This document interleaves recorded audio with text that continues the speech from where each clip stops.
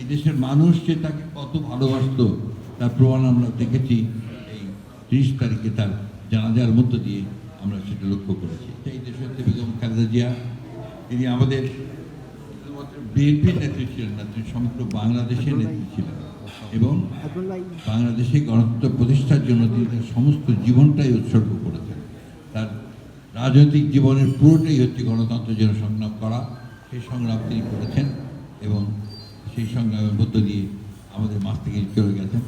আল্লাহর কাছে অশেষ শুকরিয়া আদায় করতে চাই যে তার চলে যাওয়াটা হয়েছে একটা রাজকীয় চলে যাওয়া।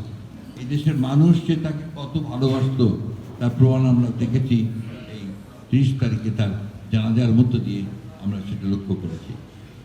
আমরা সবাই তার আত্মার মাগফিরাতের জন্য কামনা করব। তিনি যে লক্ষ্যে আন্দোলন করেছেন, কারা নির্যাতন ভোগ করেছেন, কষ্ট করেছেন, অর্থাৎ এই গণতান্ত্রিক বাংলাদেশ তিনি দেখতে চেয়েছিলেন, সেই বাংলাদেশ যেন আমরা থেকে উপহার দিতে পারি, সেটাই হবে আমাদের একমাত্র